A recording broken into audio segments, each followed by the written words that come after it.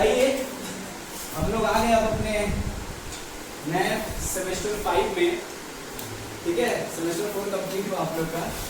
Accounts का यहाँ से चालू होगा, फिर अकाउंट्स ही रहेगा। आपके सिलेबस को कैसे बनाया गया है, आपके सिलेबस को अगर हमने देखा होगा ना, हमारा फर्स्ट ईयर जो आपने पढ़ा था, फर्स्ट ईयर पूरा का पूरा सोल प्रोप्राइटरशिप था। देखा था आपने, ध्यान दिया था?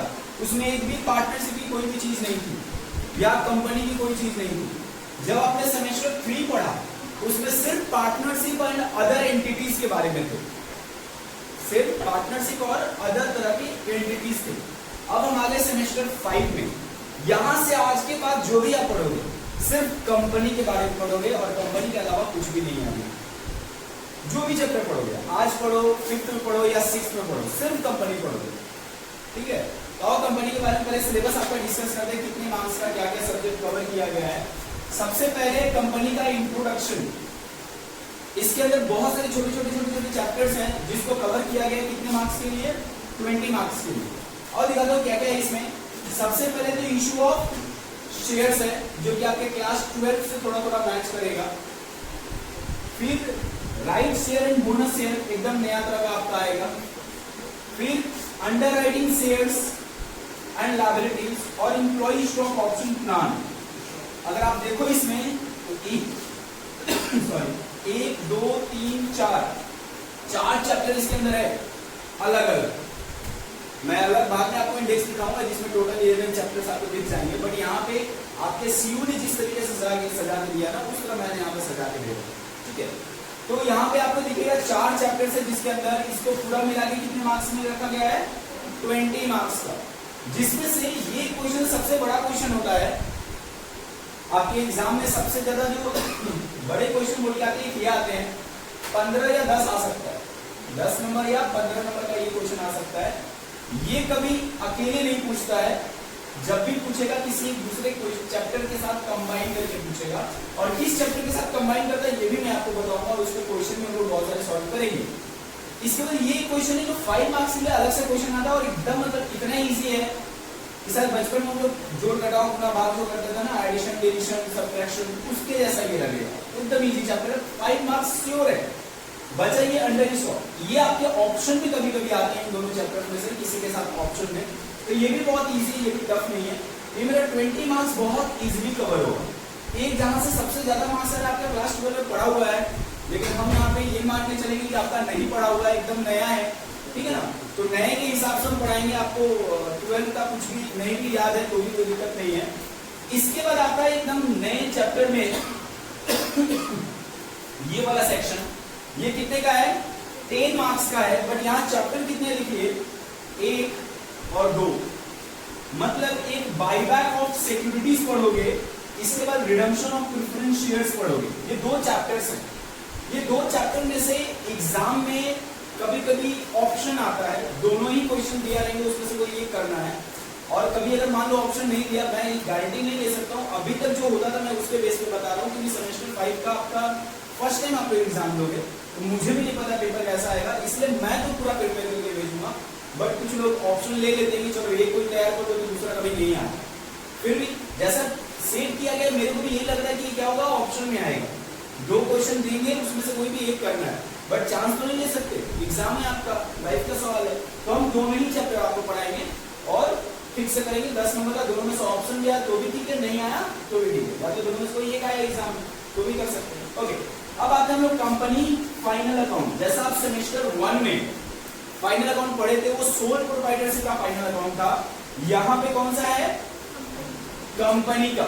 ठीक है ना, तो कंपनी का यहाँ फाइनल अकाउंट पढ़ेंगे, जो कि अलग से 15 मार्क्स का है। कितने का? 15 मार्क्स का। तो सबसे ज्यादा यहाँ पे अपने को फोकस करना होगा। ठीक है, ओके। आगे चलते हैं, आगे आपको सिलेबस में दिखा दूं।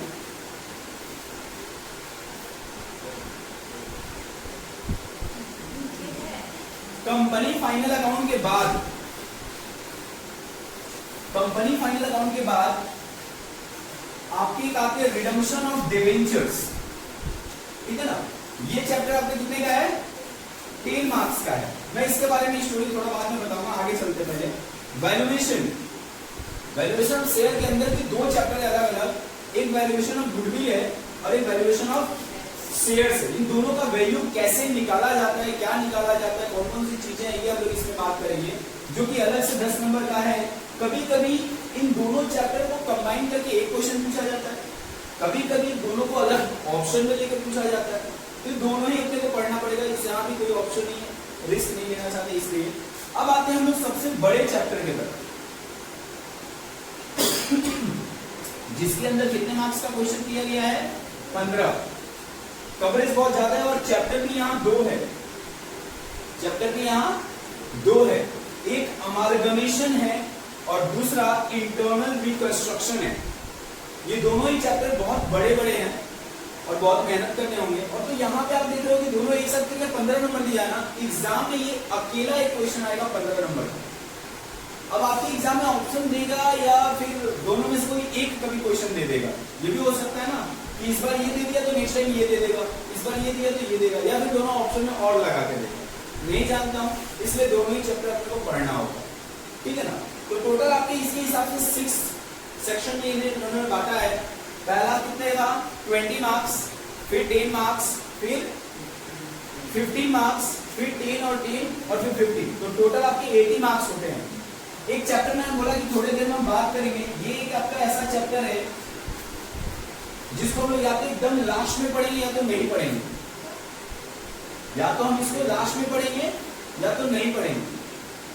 रीजन इसके पीछे ये है कि ये चैप्टर है रिडम्पशन ऑफ डिबेंचर्स, ठीक है। इसके अंदर 3 चैप्टर के कंसेप्ट एक साथ आते हैं, समझे, 3 चैप्टर के कंसेप्ट एक साथ आते हैं। तो मैं क्या चाहता हूँ ना, ये जब मैं पढ़ाता हूँ प्रोफेशनल लोगों को पढ़ाता हूँ पूरा, अगर आप में से भी किसी को अगर इंटरेस्ट हुआ लास्ट में, तो मैं पढ़ाना चाहूंगा आप लोगों को, बट थोड़ा सा आप लोगों को मैं पहले बता दूं कि इस चैप्टर को जब पढ़ोगे ना, ज्यादा इमोशनल होकर मत पढ़ना। आया तो ठीक है, नहीं आया तो छोड़ देना, ज्यादा दिमाग लगाओगे तो इस 10 नंबर के चक्कर में बात करके 70 नंबर गड़बड़ हो सकता है, ठीक है ना। मैं ये डरा नहीं रहा हूँ कि आपको बहुत खतरनाक चैप्टर है, बहुत ईजी है, बट क्या है टुकड़ों में ईजी है, और सबको एक साथ आपको लेके चलना थोड़ा सा मुश्किल हो जाए, क्योंकि अकेला ये 2-3 चैप्टर के बराबर है। मैंने बोला ना 3 चैप्टर का कंसेप्ट लगता है, एक कंसेप्ट आप पढ़ चुके हो तो शायद इजी लगे इस बार। कौन सा बोलो, इन्वेस्टमेंट आप पढ़ चुके हो, जब मैं आपको डेफिनेशन में पढ़ाया होगा सिंकिंग फंड पढ़ चुके हो, ठीक है ना। और रिडम्पशन ऑफ डिबेंचर इस बार मैं आपको पढ़ाऊंगा, डिबेंचर तो उसमें डिबेंचर का कंसेप्ट पढ़ाऊंगा। ये तीनों को मिला करके यहाँ पे बनाया गया है रिडम्पशन ऑफ डिबेंचर्स। ये 3 कंसेप्ट एक साथ इस चैप्टर में आते हैं, तो अगर इजीली आप लोग कैरी ऑन कर पाओगे तो मेरे को भी कोई प्रॉब्लम नहीं है, हम लोग पढ़ेंगे इसके बारे में, ठीक है ना। बोलो आपका सिलेबस समझ में आ गया आपको, और एक साथ मैं सारे चैप्टर्स दिखाता हूँ कि आपके सिलेबस में कैसे दिए गए हैं सारे चैप्टर्स। अब इसमें आपके मैंने पेज नंबर नहीं लिखे हैं, ये आपके चैप्टर्स हैं टोटल जो कि आपको पढ़ने हैं इस बार के सेमेस्टर में। एक तो सबसे पहले आप देख रहे हो कंपनी फाइनल अकाउंट, फिर क्या है कंपनी इंट्रोडक्शन। इंट्रोडक्शन के अंदर शेयर और डिबेंचर का इशू पढ़ना होगा अलग अलग, जो कि मैंने कितने मार्क्स का बोला था 15 नंबर के लिए, ठीक है ना। फिर ये आपका बोनस और राइट शेयर, ये बहुत छोटा चैप्टर है, ज्यादा कुछ मेहनत नहीं, इसको एक तरह से आप चैप्टर ना काउंट करो तो भी चलेगा। अंडरराइटिंग एक अलग चैप्टर है, ठीक है। फिर एम्प्लॉय स्टॉक ऑप्शन प्लान हमने वो सब वहां पे देखा था। ये टोटल आप समझ लो, ये टोटल मिला करके ये इसको भी कितने का था 20 का था, है ना। फिर इसके बाद रिडम्पशन ऑफ प्रेफरेंस शेयर 10 का था, जो कि इन दोनों को मिला के था, है ना। इसके बाद रिडम्पशन ऑफ डिबेंचर 10 मार्क्स का था, वैल्यूएशन ऑफ शेयर्स भी 10 मार्क्स का था, इंटरनल रिकंस्ट्रक्शन एंड अमालगमेशन ये दोनों मिला करके 15 नंबर का था, और यहां पे ये 15 नंबर का था। जरा काउंट कर लीजिए, सही है क्या? हाँ, टोटल आपके 80 मार्क्स का सिलेबस हो गया, ठीक है। तो आज आप लोग जो बोलोगे मैं पढ़ाऊंगा, क्या पढ़ना चाहोगे, कंपनी फाइनल अकाउंट या कंपनी का पहले इंट्रोडक्शन? इंट्रोडक्शन। यहाँ पे सेमेस्टर 1 के बहुत कम स्टूडेंट्स आए थे, तो कुछ लोग नए नए हैं। सेमेस्टर 1 में कौन कौन पढ़ा था मेरे से? 1 2 3 4, आप लोग भी तो 5 6 बात है कि नए हैं, पूरा ही स्टोरी बताना होगा। अच्छा पहले यहाँ पे ना जाने से पहले मैं कुछ चीजें पूछ लूँ आप लोगों से तो ज्यादा बेटर है। आई थिंक इसको कितना आता है ये भी जानना जरूरी है।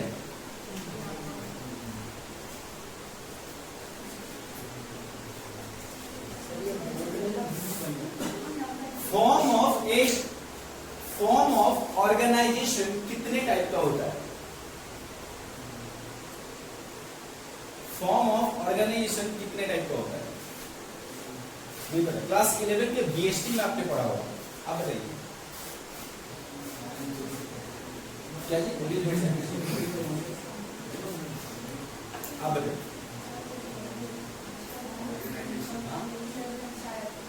11 टाइप्स के। हाँ सूरज, फॉर्म ऑफ ऑर्गेनाइजेशन सिर्फ ये पढ़ के नहीं फॉर्म ऑफ ऑर्गेनाइजेशन तो सीपीटी भी मेरे से पढ़ा। आंसर तो मालूम है आपको? मालूम है?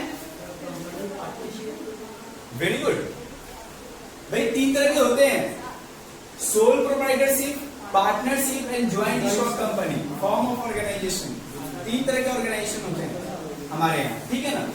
तो सबसे पहले जो कि मेरे पास पहली बार जब पढ़ने को याद आना तो मैं एक ही क्वेश्चन पूछता हूँ, अकाउंट्स पढ़ते क्यों हैं? अकाउंट्स क्यों पढ़ते हैं? अकाउंट मेंटेन करना अपना कंपनी का, सिर्फ कंपनी का। अच्छा एक बात जानते हो, necessity is the mother of invention. जिसने पढ़ा है वो जानता होगा अच्छी तरह से। तो मैं आपको यहाँ पे फॉर्म से चालू कर रहा हूँ। मैं पूरा स्टोरी तो आपको नहीं बता पाऊंगा क्योंकि एक क्लास मेरा पूरा उसमें चले जाएंगे। फॉर्म ऑफ और जो जानना चाहता है ना वो उसके वीडियोज हैं मेरे पास, चाहिए तो देख लेगा, पूरा आपको बेसिक मिल जाएंगे। फॉर्म ऑफ ऑर्गेनाइजेशन 3 तरह के होते हैं, एक सोल प्रोप्राइटरशिप, दूसरा पार्टनरशिप और ज्वाइंट स्टॉक कंपनी। चलिए एक एक के बारे में बात करेंगे। सोल प्रोप्राइटरशिप किसको बोलते हैं? सोल प्रोप्राइटरशिप किसको बोलते हैं? नहीं आप बताइए। जो अकेले काम करे। सोल प्रोप्राइटरशिप का मतलब होता है जो बंदा अकेले अपना कैपिटल डाला है बिजनेस में, अकेले कैपिटल डाला है, मेहनत करेगा अकेले ही करेगा, प्रॉफिट आएगा अकेले खाएगा, लॉस आएगा अकेले सहेगा। मतलब उसका सारा डिसीजन सेल्फ होता है, सारा इनकम उसका सेल्फ होता है, सारा लॉसेस भी वो अकेले ही बेयर करता है। पार्टनरशिप क्या होता है? यहाँ पे 2 या 2 से ज्यादा आदमी जब आपस में मिलकर के वो बिजनेस करते हैं उसको हम क्या बोलते हैं? पार्टनरशिप बोलते हैं। और ज्वाइंट स्टॉक कंपनी किसको बोलते हैं? आप बताइए। जहां पे सब हो, सब मतलब पूरा इंडिया, पूरा वर्ल्ड, पूरे एक घर वाले नहीं समझ। ग्रुप ऑफ पर्संस जिसमें कोई लिमिटेशन नहीं हो, अनलिमिटेड पर्सन यहाँ पे आकर के बिजनेस कर सकते हैं, यही तो। अच्छा एक बात बताओ, सोल प्रोप्राइटर में कोई दिक्कत है जो पार्टनरशिप आया? क्या दिक्कत है? मैनेज नहीं होता है, कैपिटल का फंड का कमी होता है, एक अकेला आदमी कितना बिजनेस में फंड डालेगा? चलो और इस स्टोरी को थोड़ा समझने के लिए ना थोड़ा चलते एक छोटे से गांव में। ये वो गांव है जहां पे बिजनेस का इन्वेंशन हुआ था। ये मालूम कब का गांव की मैं बात कर रहा हूँ? मैं उस समय की बात कर रहा हूँ जब हमारे यहाँ सिविलाइजेशन भी अभी नहीं अच्छे से हुए थे। अभी धीरे धीरे सिविलाइजेशन हुआ करती थी। समझ में आ गया होगा, हिस्ट्री की बात कर रहा हूँ मैं, जहाँ पे आदि मानव हम हुआ करते थे और धीरे धीरे आग जलाना सीखे थे, फिर अनाज उगाना सीखे थे। उस समय की बात कर रहा हूँ। तो एक छोटा सा गाँव है जहाँ पे कुछ गाँव में कुछ फैमिलीज हैं और वो अपना जो खाना पीना है अपना उगा करके अपना खाते पीते हैं और रहते हैं, ठीक है ना। ये मेरी फैमिलीज है एक गांव में, इस गांव में हम लोग रहते हैं। होता क्या था पहले, बिजनेस तो थी नहीं, कुछ भी नहीं था, एकदम समझो वहां पे कुछ था ही नहीं। आज जितने भी चीजें हम जानते हैं ये सब चीजें उस समय थे क्या? नहीं थे। तो मैं आपको दिखाना चाहता हूँ कि necessity the mother of invention कैसे होता है। पहले बताओ, ये गाँव में सपोज ये कुछ अपने यहाँ उगाता होगा और खाता होगा। सपोज ये राइस उगाता है, क्या उगाता है? ये वाली फैमिली क्या उगाती है? राइस। दूसरा वाली फैमिली क्या उगाती है? व्हीट, गेहूं जिससे रोटी बनता है। रोटी और चावल 2 ही चीज उगाते हैं और ये हमेशा क्या खाएगा? ये क्या खाएगा? राइस। और ये क्या खाएगा, रोटी। थकेगा ना खाते खाते, बोर होगा ना, तो क्या करना चाहिए, बोलेगा भैया एक काम करते हैं, हम इसके पास जाके बोलेंगे देख तुम भी रोटी खाते खाते थक गया और हम भी चावल खाते खाते थक गया है, एक काम करते हैं मैं अपना चावल आधा तुमको देता हूँ और आधा गेहूं तुम मुझे दे दो, तो दोनों आपस में एक्सचेंज कर ले। इसको कौन सा सिस्टम बोलते थे हम लोग, बार्टर सिस्टम बोलते, यही था ना। अब सोचो बेचारे इस बंदे को भुट्टा खाना है, भुट्टा समझते हो, हाँ भुट्टा खाना है इस बंदे को, क्या करेगा, हर घर पे जाएगा या तो खाएगा और नहीं तो हर घर में जाएगा, बोलेगा भैया आपके यहाँ भुट्टा है क्या, मैं गेहूं लेके आया हूँ या चावल लेके आया हूँ, हर घर में जाएगा। सोचो सारे 15, 20, 50 अगर फैमिली में रहती है तो हर घर में जाके पूछा हो, तो कहीं जाके एक बंदे ने बोला हाँ मेरे यहाँ है, तो एक्सचेंज हुआ होगा। सोचो इतना तकलीफ है, इस तकलीफ को इसने सोचा और बोला कि काम करता हूँ मैं फिर से सबके घर जाता हूँ, और सबके घर जाके बोला कि भैया आपको कुछ भी जरूरत हो ना, मैं ये यहाँ पे बैठता हूँ, अपना एड्रेस बताया कि मैं यहाँ पे बैठता हूँ, आपको कुछ भी चाहिए ना मेरे पास आना मैं आपको दे दूंगा। और ये हर किसी को जाके बोला, आप समझ लो हर किसी को, मतलब 50 फैमिलीज है तो 50 फैमिली को बोला इसने कि मैं वहां बैठता हूँ, आपको कुछ भी चाहिए मेरे पास आना, आपको घर घर घूमने की जरूरत नहीं है मेरे जैसे। तो इसमें क्या होगा कि किसी ना किसी फैमिली को कुछ चाहिए वो अपने यहाँ सामान लेके आएगा, और दूसरे फैमिली को वैसे ही कुछ चाहिए वो भी अपने यहाँ से सामान लेके आएगा। ये क्या करेगा, जस्ट दोनों को मीट कराएगा, एक दूसरे को एक्सचेंज कराएगा और अपना कुछ कमीशन। क्या आइडिया है यहाँ से, बिजनेस का। यहाँ से क्या चालू हुआ, बिजनेस, भाई बिजनेस ऐसे किया जा सकता है। अब इसने यहाँ से बिजनेस चालू किया और बिजनेस धीरे धीरे बड़ा हो गया इसका उस गांव में।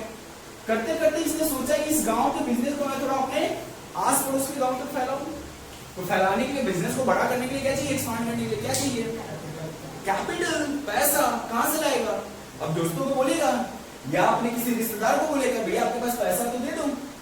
सपोज किसी एक दोस्त ने इसको पैसा हेल्प कर दिया, 1 लाख रुपए दे दिया, अरे किसी दिमाग में रहेगा सर उसमें पैसा नहीं था। मैंने स्टोरी उतना लंबा नहीं किया, बीच में ऐसा है कि वो जो एक्सचेंज हो रहा था ना, तो सपोज क्या ऐसा था एक्चुअली, आप भी सोचोगे ऐसा। सपोज किसी ने अपने घर से बकरी लेके आया, बकरी समझता है, हिंदी है थोड़ा पता नहीं समझते होंगे, नहीं समझते, उसको इंग्लिश में गोट बोला जाता है। तो जो भी है क्या, बकरी लेके आया, बकरी लेके आया, और एक जन अपने घर से गाय लेके आया। बोला सर मुझे अपना बकरी एक्सचेंज करना है विद गाय, है ना। तो उसने गाय दे दिया, उसने बकरी ले लिया। आप सोचो आपको भी समझ आएगा सर, इतना छोटा बकरी की जगह पे आप इतना बड़ा गाय उसको दे दिए, गाय दे दिए, कैसा एक्सचेंज है ऐसा। तो उस समय की एक रानी थी जिसको ये प्रॉब्लम फील हुआ उस गांव में, उस अपने राजतंत्र में। उनको ऐसा लगा कि ये वाला चीज प्रॉब्लम है, क्योंकि सामान में ना ट्रांसपेरेंसी नहीं है, एक्यूरेसी नहीं है। तो उन्होंने क्या किया ना, हर बार्टर सिस्टम को बदल करके मनी में बदल दिया। अब बोला कि इसको आप क्या करोगे, मॉनेटरी टर्म्स में आप एक्सचेंज करोगे एक दूसरे से। अब सामान से सामान नहीं बदला जाएगा, तभी तो ये बार्टर सिस्टम खत्म होकर के आपका नॉर्मल मॉनेटरी टर्म्स में सारी चीजें कैलकुलेशन आ गई। मैं वहां से छोड़ के आगे आ चुका हूँ, ठीक है। तो मैं बात कर रहा था कि इसने क्या करना है, बिजनेस को बड़ा करना है, क्या चाहिए, पैसे चाहिए। इसने अपने दोस्त से हेल्प मांगा, इसके दोस्त ने उसको 1 लाख रुपए दे दिए। 1 साल इसने मजे में कमाए उस 1 लाख से और अपना जो पैसा था, और अपने दोस्त को जाके 1,10,000 वापिस दे दिया। बोला भैया 10,000 तेरा इंटरेस्ट। फिर बोला कि भैया मेरे को और चाहिए पैसा। तो बताओ वो दोस्त इसको फिर दोबारा पैसा देगा कि नहीं देगा?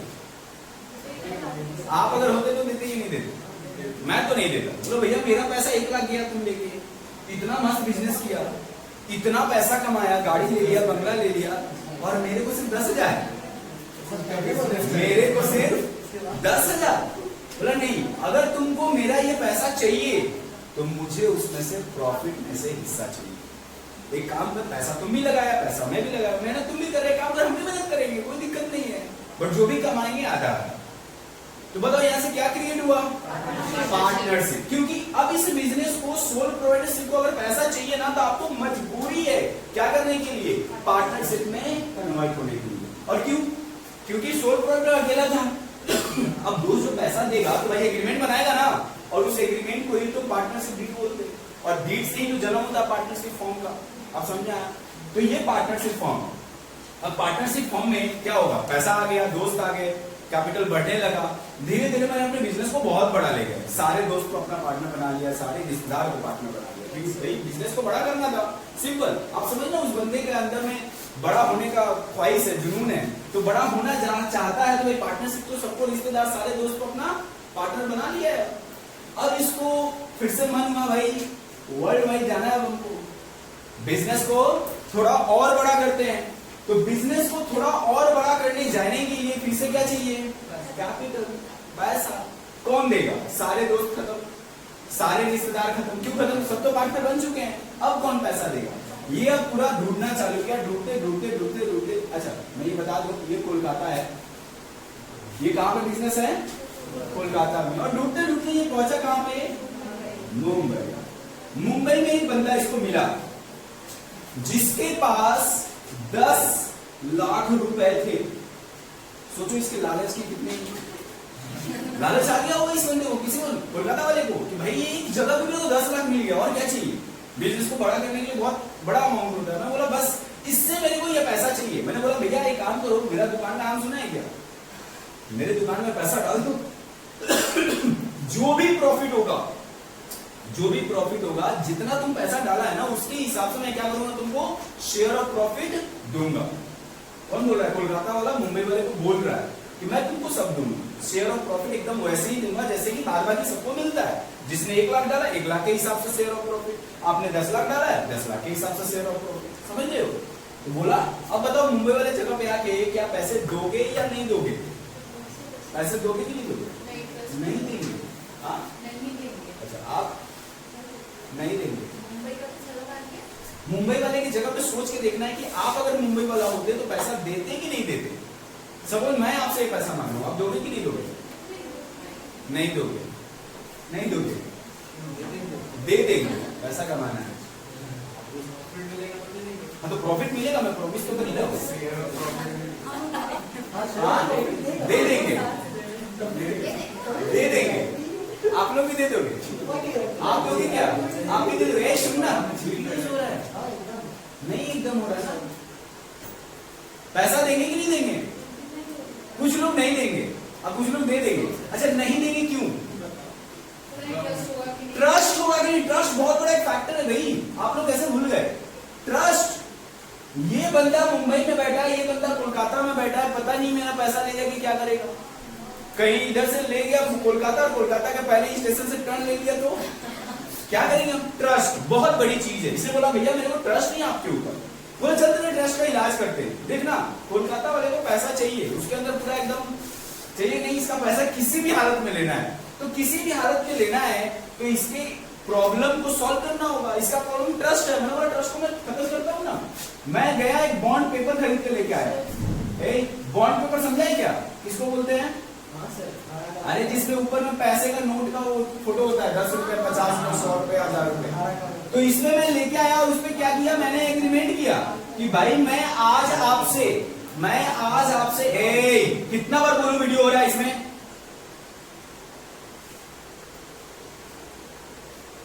हाँ, तो मैं क्या बोल रहा कि मैं बॉन्ड लेके आया और इस बॉन्ड पे मैंने एग्रीमेंट लिखा कि मैं आपसे आज 10 लाख रुपए ले रहा हूं और मेरे बिजनेस में जो भी 1 साल के बाद प्रॉफिट या लॉस होगा, आपके 10 लाख रुपए के हिसाब से आपको शेयर ऑफ प्रॉफिट मिलेगा। मैंने इस एग्रीमेंट में पूरा लिख दिया। बताओ अब वो पैसा देगा कि नहीं देगा? दे देगा, दे देगा। अच्छा ये तो मैंने बताया कि ये पैसा रखा क्यों था इतना। इसकी बेटी की शादी 3 साल के बाद है, जिसके लिए पैसा इकट्ठा कर रहा।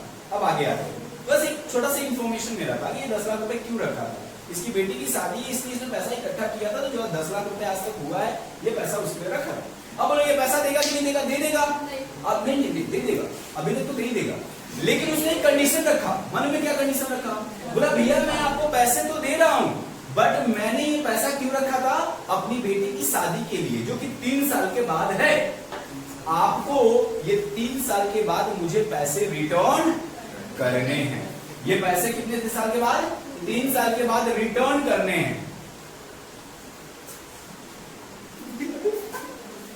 तो मैं क्या बात कर रहा था कि 10 लाख रुपए क्यों रखा था भाई? क्योंकि इसके बेटे की शादी 3 साल के बाद है। तो इसमें मेरे ऊपर एक कंडीशन रखा कि आपको मैं पैसे अभी दे रहा हूं, ठीक है, बट 3 साल के बाद ये पैसे क्या करने हैं आपको? मुझे वापिस देने हैं। तो बताना जरा मेरी जगह पे आके, मतलब कोलकाता वाला आदमी बन के, क्या मैं 3 साल के बाद उसको ये पैसा लौटा पाऊंगा? हाँ या ना? आप बताइए। शायद शायद शायद। अच्छा, ये शायद क्यों आ रहा है? कि अगर अच्छा प्रॉफिट हुआ तो लौटा देंगे। मुझे पता था आप लोगों का दिमाग सोच रहे, आप सोच रहे लौटा पाएंगे कि नहीं? नहीं लौटा पाएंगे। रीजन पूछूंगा मैं। नहीं लौटा पाएंगे, नहीं लौटा देंगे, नहीं लौटा पाएंगे, लौटा देंगे। बोल नहीं सकते, मतलब क्या लग रहा है लौटा पाएगा कि नहीं लौटा? 3 साल के बाद लौटाना है उसको। तो अभी बॉन्ड पे जो भी है साइन तो हो गया, मैं आपको प्रॉफिट दूंगा हर एक साल। तो मैं बोल रहा हूँ कि 3 साल के बाद अगर उसको रिक्वायरमेंट है अपना कैपिटल विड्रॉल का, ये मैं दे सकता हूँ कि नहीं दे सकता ऑप्शन कि 3 साल के बाद आप कैपिटल विड्रॉ कर लो। ओके, अच्छा जिसने ना बोला, किसने ना बोला? एक ही जने ना बोला था। क्यों नहीं लौटा पाएगा बताना जरा। प्रॉफिट परसेंटेज ना, तो फिर तो तुम इन्हीं लोग के साथ आ गया। आप बताइए क्यों नहीं लौटा पाएंगे? यूटिलाइज मतलब नहीं समझ। यूटिलाइजेशन ऑफ मनी का मतलब समझते, पैसा आया, मैं कुछ खरीद के सामान लेके आ गया, वही यूटिलाइजेशन। बोलो तुम मुझसे प्रॉफिट कमा पाएगा कि नहीं, उतना है ये तुम बोल रहे हो। अच्छा आप लोग एक चीज एक पॉइंट आप लोग भूल गए। मैं वहां पे बॉन्ड पे मैंने साइन किया है कि भैया जो भी प्रॉफिट 1 साल में आएगा मैं आपको लौटा दूंगा। तो भाई जब प्रॉफिट दे ही दिया तो बिजनेस में रहेगा क्या? आप लोग बोल रहे हो सर अगर प्रॉफिट हो तो लौटा देगा। भाई प्रॉफिट उसको नहीं चाहिए, प्रॉफिट के बाद वो कैपिटल उतना मांगता है। आप लोग ये क्यों नहीं पूछ रहे हो? समझ रहे हो? मैंने कैपिटल की बात किया। 10 लाख रुपए 3 साल के बाद लौटा पाएगा कि नहीं पाएगा? नहीं लौटा पाएगा भाई। वो पैसा जो लाया है बैंक में डिपॉजिट नहीं लाया क्या? उससे बड़ी बड़ी मशीनें खरीदेगा, बड़ा बड़ा फैक्ट्री को बैठाएगा, बड़ा बड़ा ऑफिस खोलेगा, इक्विपमेंट खरीदेगा। इसलिए 10 लाख रुपया लेके आया था, बिजनेस को एक्सपांड करना था इसको। अब बताओ ये 10 लाख रुपए मैंने अपने बड़े बड़े मशीन में लगा दिए हैं, बड़े बड़े ऑफिसेस में लगा दिए हैं, इक्विपमेंट्स में लगा दिए। क्या ये 10 लाख रुपए में उसको लौटा पाऊंगा? नहीं लौटा पाऊंगा। सवाल ही नहीं पैदा होता। एक बिजनेसमैन कभी भी पैसा लगने के बाद कैपिटल विड्रॉ कर सकता है? नहीं कर सकता। समझ रहे हो?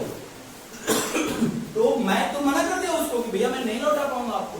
तो वो क्या बोलेगा नेक्स्ट? मैं भी आपको पैसा नहीं दे रहा हूँ। सिंपल बात है। लेकिन मेरे को तो मेरे बेटी से ज्यादा तो अच्छा आपका बिजनेस नहीं लग रहा है, तो मैं ही पैसा आपको नहीं दे रहा हूँ। फिर मेरे को प्रॉब्लम हुआ। प्रॉब्लम तेरा क्या, पैसे क्यों नहीं दे रहा? बोला मेरे को 3 साल के बाद पैसा चाहिए। बोला बस रुक, अब इसका मैं उपाय करके आता हूँ, तुम 2 दिन रुक, मैं 2 दिन में आता हूँ। मैं ये बॉन्ड पेपर लेके चला गया गवर्नमेंट के पास। कहां पे? गवर्नमेंट के पास। मैंने उसको सारी स्टोरी बताई और मैंने बोला बस मुझे इसका पैसा किसी भी कीमत में चाहिए, अब आप जानो क्या करना, मुझे इसका बस पैसा चाहिए। तो गवर्नमेंट बोला ठीक है।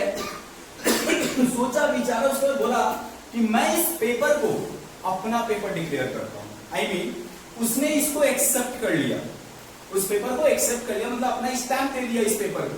और बोला अब इस पेपर को मैं स्टैंप देकर के बोल रहा हूं आपको कि ये पेपर आज के बाद ट्रांसफरेबल हो जाएगा। क्या हो जाएगा? ट्रांसफरेबल हो जाएगा। मीन्स आज ये इसके पास है, कल के दिन में अगर इसको पैसा चाहिए ना, ये पेपर ले जाकर किसी को बेच दो। जैसे ये अभी कौन है? मुंबई वाला। अब मुंबई वाले को 30 साल के बाद पैसा चाहिए, क्या करेगा? इस पेपर को किसी और को बेच देगा, इसको सारा पैसा वापस मिल जाएगा एट मार्केट रेट। उस दिन हो सकता है प्राइस बहुत ज्यादा हो, थोड़ा बहुत कम हो, है ना, लेकिन पैसा वापस मिल जाएगा ना। कैपिटल विड्रॉल तो पॉसिबल है। तो ये करने के लिए ना गवर्नमेंट ने इस बिजनेस वाले से बोला कि तुमको अपना बिजनेस मेरे रेगुलेशन के हिसाब से चलाना होगा, तभी मैं ये करूंगा। ऐसे थोड़ी स्टैंप देगा वहां पे।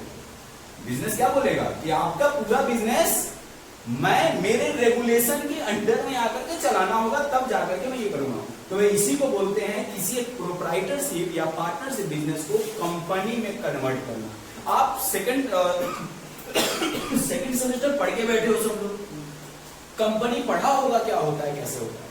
और जब कंपनी पढ़ा था तो उसमें देखा होगा कंपनी के अंदर, कंपनी एक्ट पढ़ा है ना 2013, बिजनेस का हर रूल्स रेगुलेशन कौन डिसाइड करता है? सेंट्रल गवर्नमेंट करता है ना। तो वहीं से तो ये चीज आया है। और इस एग्रीमेंट पेपर को आज के डेट में मालूम किस नाम से जानते हैं? शेयर्स। किस नाम से जानते हैं? शेयर्स। शेयर्स क्या होता है? Agreement between the company share holders, और वही एग्रीमेंट मार्केट में बिकता है स्टॉक एक्सचेंज में। समझ में आ रहा है? क्लियर है अभी तक? अब देखो यहां तक जो स्टोरी था ना ये फर्स्ट ईयर तक था। अब इसको मैं आगे बढ़ाऊंगा जो सबके लिए अब काम आना, ठीक है ना? अब देखो ये शेयर समझ में आया ना, तो कंपनी क्या हो गया, जो पहले बिजनेस था वो क्या बन गया है, कंपनी। तो मैं इस बंदे से बोला भैया तेरा 10 लाख रुपए चाहिए, देख मैंने क्या किया, कंपनी गवर्नमेंट से इसको मैंने शेयर बना दिया, अब तुम इसको इजीली 3 साल के बाद बेच देना, तुमको पैसा वापस मिल जाएगा। समझ आ रहा है मैं क्या बोला? अब इसको जैसे जैसे डर बढ़ता जाएगा, डर होगा इसका, और वो डर के बेस पे मैं अपने शेयर्स का टाइप्स बनाता चला जाऊंगा। मैं अब क्या पढ़ाने जा रहा हूं, टाइप्स ऑफ शेयर्स। शेयर्स का टाइप्स कितने प्रकार का होता है, तो आइए मैं दिखाऊं कैसे होता है इसका। पहला मैंने बोला इसको क्या 10 लाख रुपए दो, मैंने आपका क्या कर दिया, शेयर कर दिया। ये शेयर है क्या, मालिकाना हक, राइट्स ऑफ ओनर। कैपिटल क्या दिखाता है कि भाई आपका प्रॉफिट हुआ तो भी आपका, लॉस हुआ तो भी आपका। अब समझिए ना, लॉस हुआ तो भी आपका, प्रॉफिट हुआ तो भी आपका। तो इसी को तो बोलते हैं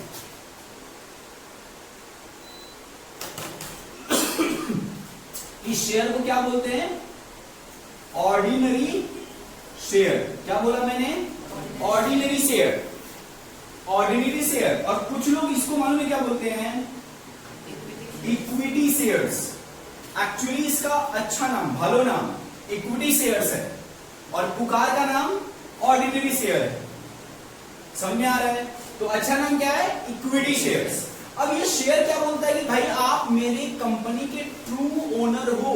अगर आप किसी भी कंपनी का इक्विटी शेयर्स खरीद लो, मतलब आप उस कंपनी के ट्रू ओनर हो। लॉस हो तो भी आपका, प्रॉफिट हो तो भी आपका। मुंबई वाले को इस बात से डर है कि कहीं मेरा ये पैसा ले जाकर के लॉस करा दिया तो लॉस भी तो खाना पड़ेगा। तो इसका डर था, बोला भैया मैं पैसा तो आपको दे रहा हूं बट मेरे को एक प्रॉब्लम है, ये डर, तो मुझे लग रहा है मैं आपको पैसा नहीं दूं। उसको जैसे ही बात आई तो मेरे मन में क्या है यार, पैसा लेने के लिए मैंने इतना कुछ किया है। मैंने बोला क्या प्रॉब्लम तुम्हारा क्या है, बोला मेरे को डर लग रहा है कि तुम लॉस किया तो प्रॉफिट होगा तो मेरे को दे देगा, मुझे समझ में आ रहा है, बट लॉस हो तो लॉस भी तो मेरे को देगा, तब तो मैं डूब जाऊंगा। समझ में आ रहा है? बोला तुम्हारा ये डर है ना, मैं एक काम करता हूं, तुम इक्विटी शेयर फिर मत लो, मैं तुमको किस शेयर में बदल देता हूं, प्रेफरेंस शेयर्स में बदल देता हूं। बोला ये क्या होता है, जिस शेयर को लॉस, जब भी प्रॉफिट होगा ना, प्रॉफिट जब होगा तो सबसे पहले प्रेफरेंस किसको देते हैं, इसको।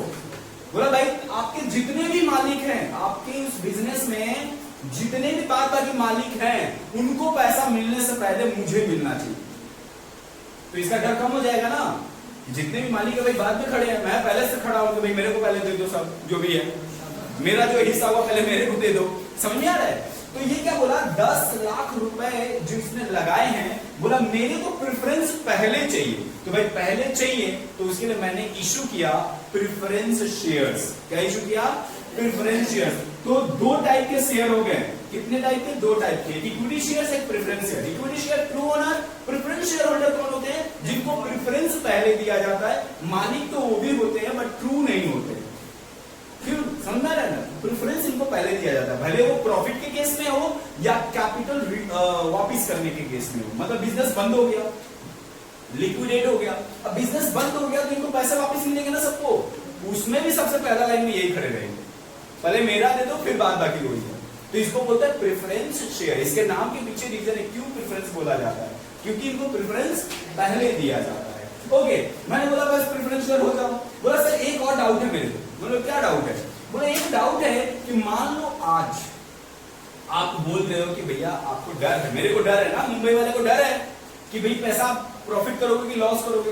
कल के दिन में मैंने देखा कि आप प्रॉफिट ही प्रॉफिट किए जा रहे हो, मेरा तो लालच होगा, पैसा तो मेरा भी आप लिए हो, तो मेरा लालच होगा कि मेरे को भी ज्यादा वाला प्रॉफिट चाहिए, तो मैं क्या करूंगा उसमें। तो आप बोल दो कि मेरे को फिक्स प्रॉफिट लेना है, आपने मेरे साथ एग्रीमेंट क्या किया है, सपोज 10%, क्या 10% फिक्स, तो उसको जो भी प्रॉफिट होगा ना उसके कैपिटल का 10% ही मिलेगा।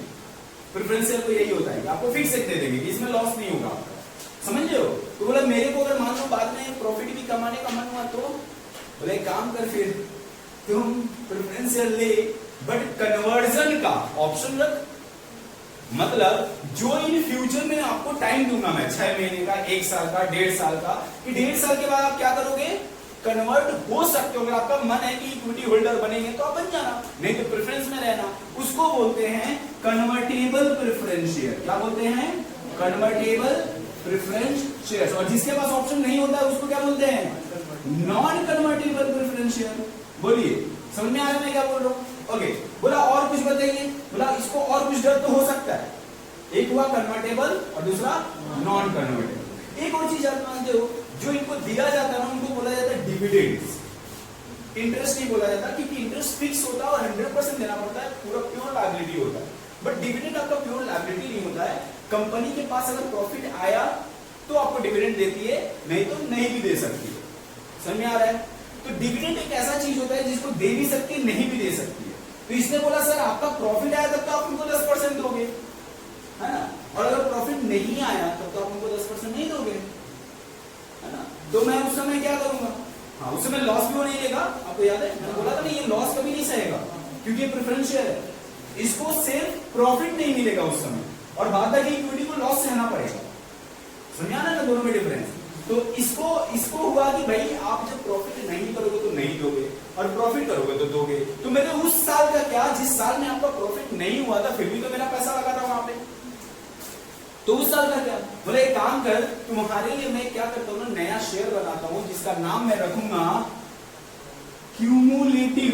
क्या, क्यूमुलेटिव प्रेफरेंस शेयर्स। बोले इसमें क्या होता है, बोले इसमें होता है जो साल में आपको डिविडेंड नहीं मिला है, जिस साल में आपको डिविडेंड्स नहीं मिला है उन सारे डिविडेंड को एक्यूमुलेट करके जिस साल में प्रॉफिट होगा उसमें मैं दूंगा। सपोज पिछले 2 साल में मेरे को प्रॉफिट नहीं हुआ था, मैंने किसी को भी डिविडेंड नहीं दिया, ठीक है, नेक्स्ट ईयर में प्रॉफिट हुआ, तो प्रॉफिट हुआ तो इसको 1 साल का डिविडेंड मिला। बट बोला नहीं, जो क्यूमुलेटिव है, जो क्यूमुलेटिव प्रेफरेंस शेयर है उसको पिछले 2 साल का भी डिविडेंड मिलेगा और इस साल का भी मिलेगा, और जो नॉन क्यूमुलेटिव है उसको सिर्फ 1 साल का मिलेगा। तो जिसको जो लेना है, मैंने क्या किया, एक को क्यूमुलेटिव और दूसरे को नॉन क्यूमुलेटिव प्रेफरेंस शेयर बना दिया। आपको समझ में आया ये? ठीक है। अब कोई प्रेफरेंस शेयर बोलता है कि मेरे को 5 साल के बाद पैसा वापिस चाहिए, मेरे को 5 साल के बाद पैसा वापिस चाहिए, और कुछ बोलेगा कि चलो ठीक है मेरे को पैसा नहीं चाहिए, आपको जब तक रखना है रखो, मेरे को बस प्रॉफिट देते जाना, है ना। तो जिसको पैसा वापिस चाहिए उसके लिए हम लोग बनाएंगे रिडीमेबल, क्या, रिडीमेबल प्रेफरेंस शेयर्स। रिडीमेबल जो कि रिडीम हो सकता है, ठीक है ना, और जो नहीं होगा उसके लिए क्या बनाएंगे, नॉन रिडीमेबल। मुझे पता था, उसको बोलते हैं इररिडीमेबल। क्या बोलते हैं, इररिडीमेबल प्रेफरेंस शेयर। क्लियर है? अच्छा एक और चीज बताओ, जैसे मान लो ये मेरा प्रेफरेंस शेयर होल्डर है, इनको हम लोग कहां खड़ा रखते हैं, सबसे आगे। बोला भाई प्रॉफिट आया तुम लेके जाओ अपने घर, उसके बाद हम लोग बांटेंगे। तू तो प्रॉफिट लेके साइड हट गया, अब वहां बैठ के देख रहा है मालिक लोग ज्यादा बांट रहा है ना। बोला सर अच्छा नहीं लग रहा है, आप लोग ज्यादा प्रॉफिट बांट रहे हैं, बोले क्या तुमको चाहिए क्या, बोला उसमें भी थोड़ा सा पार्ट तो ना, उसमें भी थोड़ा बैठने दो ना, उस वाले पार्ट में भी। बोला तो ठीक है तेरे लिए यहाँ शेयर बना देते हैं, कौन सा, पार्टिसिपेटिंग प्रेफरेंस शेयर, कि अगर बाद में भी कुछ प्रॉफिट बचा, एक्सेस प्रॉफिट हुआ, तो उसमें भी तुमको क्या करेंगे, पार्टीशन देंगे, मतलब पार्टिसिपेट कर लेगा, तो मेरे डिस्ट्रीब्यूशन में आके बैठ जाएगा, तो उसको क्या मैंने बोला, पार्टिसिपेटिंग प्रेफरेंस शेयर। और दूसरा नॉन पार्टिसिपेटिंग प्रेफरेंस शेयर्स। बोलो तो टोटल कितने शेयर होके देख रहे हो, 1 2 3 4 5 6 7 8, 4 तरह का। कौन कौन सा, कन्वर्टेबल, क्यूमुलेटिव, रिडीमेबल और पार्टिसिपेटिव, 4 तरह का 2 गुना हो गया, एक नॉन और एक नॉर्मल। बोलो क्लियर है? ये मैंने अभी टाइप्स ऑफ शेयर पढ़ाया। मैं ये स्टोरी क्यों बता रहा हूं, समझ में आ रहा है, ताकि घर पे बैठ के रटना ना पड़े, ठीक है ना। अच्छा होता मुंह वाले के पास जाते ही नहीं, तो वो आपका सिलेबस पर कंप्लीट करता है। ओके एक क्लियर है? तो ये चीज का मैं आपको थियरी में दिखा देता हूँ, ये चीज सारी चीज आपके बुक्स में लिखे हुए हैं, एक एक चीज। तो मैं आइए अब आपके पहले बुक्स में आते हैं, फिर हम लोग आगे जाएंगे।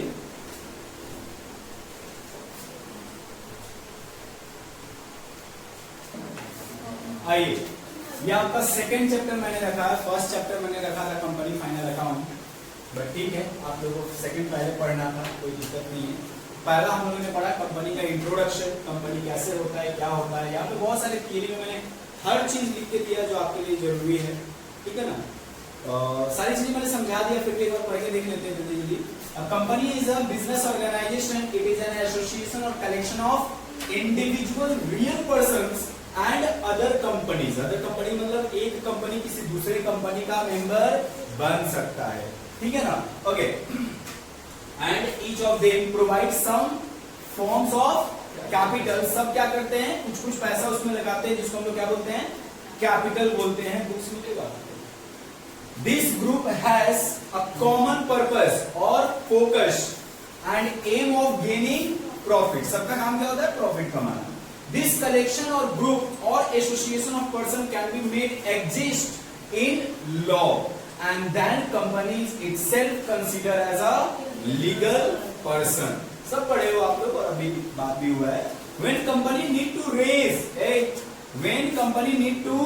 raise fund for extension, expansion और वर्किंग कैपिटल मतलब डे टू डे खर्चे के लिए, they have one option to raise the fund by issue of shares. Shares को क्या करते हैं हम, इशू करते हैं मार्केट में, वहां से मुझे वो लोग शेयर खरीदते हैं, पैसे देते हैं, कंपनी के पास पैसे आता है, उसके बाद एक्सपांशन करते हैं। आगे बोला शेयर्स कैसा होता है, बोला कंपनीज प्राइवेट हो सकता है, पब्लिक हो सकता है, need a capital either to increase their productivity और टू इंक्रीज देयर मार्केट। या तो प्रोडक्टिविटी को बढ़ाना चाहता है या तो मार्केट को एक्सपांड करना चाहता है, ठीक है ना। इसके लिए उनको पैसे की जरूरत है। फिर क्या बोला, रीच और टू डाइवर्सिफाई और to purchase latest modern equipment. इसके लिए भी पैसा चाहिए। आपको समझा ना मैं क्या पढ़ रहा हूं, क्यों चाहिए पैसा, मैं उसका रीजन पढ़ रहा हूं, ठीक है ना। ओके, फिर क्या बोला है, companies go in for IPO. IPO मतलब इनिशियल पब्लिक ऑफर। क्या है, initial public offer. Initial public offer का मतलब क्या होता है, जो पहली बार कंपनी आई है और पहली बार शेयर इशू कर रही है पब्लिक के पास, उसको बोलते हैं इनिशियल पब्लिक ऑफर। आपको तो अच्छी तरह पता होगा, अच्छा था ना। और दूसरे वाले को क्या बोलते हैं,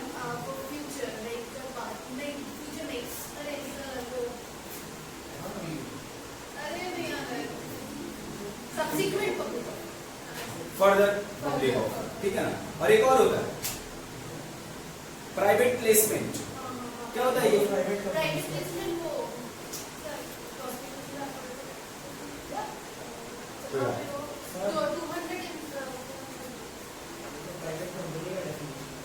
वो स्पेसिफिक। तो मैं क्या बात कर रहा था यहाँ पे,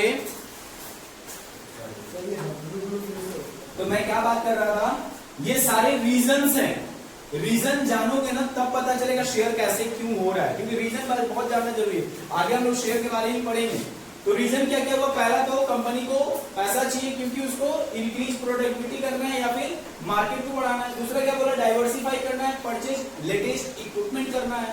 फिर बोला कंपनी जो करेगा कैसे करेगा, आईपीओ मतलब या तो पहली बार कर रहा होगा या फिर they have already done for IPO and they go for FPO, further public offer, and the only things they do in either IPO और एफपीओ इज सेल। क्या करेगा, दोनों ही चीजों में क्या किया जाता है, सेल द शेयर्स, अपना शेयर मार्केट में बेचा जाता है ना। फिर बोला डिवेंचर, या तो शेयर या तो डिवेंचर। हम लोग बात करेंगे डिवेंचर क्या होता है, टू इन्वेस्टर्स। क्या करेगा, किसको बेचेंगे हम लोग, इन्वेस्टर को, जो पैसा हमारे कंपनी में डालना चाहते हैं उनको बेचेंगे। फिर क्या बोला, वेदर दे इशू शेयर्स और debenture totally depends upon the concern company. Company के ऊपर डिपेंड करता है, या तो वो शेयर बेचे या तो डिवेंचर। ये दोनों में क्या डिफरेंस होता है आगे धीरे हम लोग पढ़ेंगे। फिर बोला share are marketable instruments. Share क्या होता है, मार्केटेबल इंस्ट्रूमेंट्स होता है issued by the company in order to raise the requirement of capital, ठीक है ना। ये वही शेयर है जिसको गवर्नमेंट ने मार्केटेबल बनाया है अपना स्टैम्प देके, वही एग्रीमेंट, ठीक है ना। आगे देखते हैं टाइप्स ऑफ शेयर्स।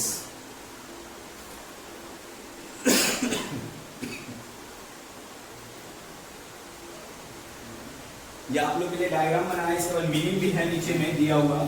तो जो मैंने अभी वहां पे जितना भी बातें बताया आपको, वो चीज यहाँ डायग्राम में मैंने बना के रखा हुआ है।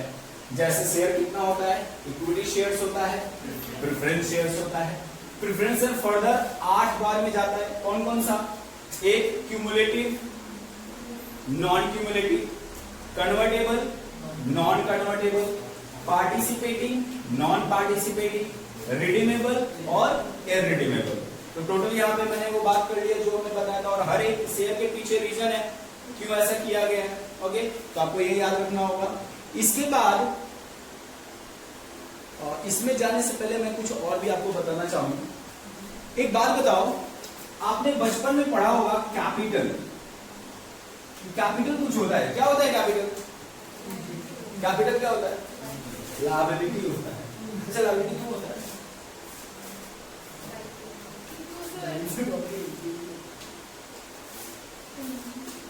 पूंजी, हाँ हिंदी में पूंजी बोलते हैं। असेट है कि लायबिलिटी? असेट है कि लायबिलिटी? देखो, असेट फीलिंग पूंजी बोल के फंस गई, अब फीलिंग असेट वाली आ रही है। कैपिटल तक तो ठीक था, ऐसा नहीं है। आपको बताना असेट है कि लायबिलिटी? असेट है कि लायबिलिटी? लायबिलिटी है। ये इनका फोकस में क्या है? बैलेंस शीट पे। बोलो, सही बोल रहे हैं? हाँ वही तो बोल रहे हैं, बोलिए। असेट है तो फिर लायबिलिटी साइड में भी लिखते हैं बैलेंस शीट में। बैलेंस शीट में लायबिलिटी साइड में भी लिखते हैं। सोचो, आप बताइए असेट की लायबिलिटी है? नहीं, असेट है। तुमको फर्स्ट ईयर से पढ़ा है, तुमको सब पढ़ाया हुआ है। असेट की लायबिलिटी है। असेट है कि लायबिलिटी है? सिंपल एक क्वेश्चन है। असेट है या लायबिलिटी है? लायबिलिटी है, लायबिलिटी है। नहीं तो फिर प्रॉफिट एंड लॉस है, एक्सपेंस या इनकम। भाई चार ही चीज तो बिजनेस में होता है, या तो असेट या तो लायबिलिटी या तो एक्सपेंस या तो इनकम। फिर से तो इनकम होता है ना? हाँ, नहीं कैपिटल इनकम है क्या? तो फिर क्या है? एक्सपेंस है क्या? तो क्या है? असेट है, लायबिलिटी है, क्या है? असेट है। आप बताइए, असेट है। सर पूंजी है जो बिजनेस में लगाते हैं, इसमें लायबिलिटी है। ठीक है, ठीक है, थोड़ा सा और अच्छे से एक्सप्लेन करोगे? नहीं करोगे, तुम बताया कभी। असेट है कि लायबिलिटी है? लायबिलिटी है। आप बताइए क्यों? मैं सबसे पूछूं ना, ऐसा नहीं है कि आपको लास्ट में, आपसे लास्ट पूछे इसलिए आपसे अब चालू कर रहा। क्यों लायबिलिटी है? वैसे बोलना चालू कर देते, क्यों लायबिलिटी है?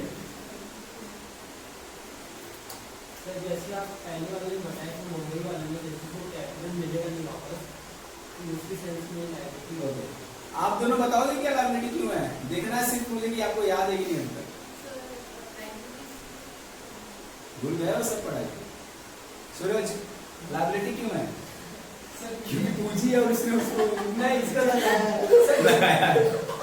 बोल। सर बिजनेस में लगाते हैं और इसीलिए वो लायबिलिटी अपने ऊपर, जैसे लोन होता है वो भी लायबिलिटी होती है, तो उसको लोन लिया जाता है किसी क्या। तुम बहुत अच्छा एक्सप्लेन कर रहा है, बट कहीं कहीं थोड़ा थोड़ा फंस रहा है। बहुत अच्छी बात है, तुम तो पकड़ा है, बहुत अच्छा पकड़ा है, बट क्या नहीं पता। अच्छा, और मैं लायबिलिटी बोला था, आप भी बोले थे लायबिलिटी क्यों? सर क्योंकि हम लोग को उसको वापस पे करने का प्रेशर है। किसके ऊपर? कंपनी नहीं, बिजनेस के ऊपर। भाई आपने बचपन में क्लास 11 में या फिर फर्स्ट ईयर में पढ़ा होगा business entity concept. Business entity concept में बताया गया है मालिक अलग होता है और मालिक का बिजनेस अलग होता है। दो अलग अलग पर्सन है। मालिक ने पैसा बिजनेस को दिया तो बिजनेस के लिए लायबिलिटी और मालिक के लिए असेट। दोनों ही आंसर सही था, लेकिन आप किसके पॉइंट ऑफ व्यू सोच रहे हो ये इंपॉर्टेंट था। मालिक के हिसाब से सोचोगे तो असेट है, बिजनेस के हिसाब से सोचोगे तो लायबिलिटी है। और हम यहाँ किसके हिसाब से बैठे हैं? बिजनेस के हिसाब से। तो हमारे लिए लायबिलिटी है, इसीलिए बैलेंस शीट में लायबिलिटी साइड कैसे आते हैं? क्योंकि वो बैलेंस शीट बिजनेस का बनता है, मालिक का नहीं। ठीक है ना? ओके, तो अब आते हैं कैपिटल। तो ये जब मालिक का कैपिटल होता था ना प्रोप्राइटरशिप में या पार्टनरशिप में, तो आप कैसे लिखते थे? अब ये क्या बन गया है भाई, शेयर्स कैपिटल, क्योंकि अब कैपिटल शेयर के रूप में जा रहा है सबके पास। पहले डायरेक्ट आता था कि भाई 1 लाख दिया, बात खत्म। अब क्या, पहले मुझे शेयर देना पड़ता तब पैसा मिलता है, तो अब इसको क्या बोलते हैं, शेयर कैपिटल। और शेयर का मतलब क्या होता है, smallest unit of capital. Suppose मेरा 1 लाख रुपया पैसा चाहिए, मैं इसको कितना 10,000 टुकड़ों में तोड़ दिया। कितने टुकड़ों में, 10,000 टुकड़ों में। तो एक शेयर कितने का बचा भाई, शेयर का मतलब क्या होता है, हिस्सा, पार्ट्स ऑफ कैपिटल को शेयर बोलेंगे। तो ये एक कितने का है, 10 रुपए का, तो इस एक को क्या बोलते हैं, 10 रुपए का शेयर। कितने का हो गया, 10 रुपए का शेयर। आपको समझ में आया इसको शेयर क्यों बोला जाता है, शेयर मतलब हिस्सा पूरे कैपिटल का एक छोटे पार्ट को ही शेयर कैपिटल बोला जाता है। क्लियर है। अगर आपको डेफिनेशन कभी लिखना पड़े ना शेयर कैपिटल, आप यही लिख सकते हो, a small unit of whole capital is called share capital. ठीक है ना, ओके। देन आगे चलते हैं हम लोग। अब हम आपसे बात करेंगे कि शेयर कैपिटल कितने टाइप्स का होता है, कितने टाइप्स का होता है, बताइए कितने टाइप का होता है। चलो 2 तरह का होता है सर, आपने 2 ही एरो बनाए, 4 तरीके का। कौन कौन सा,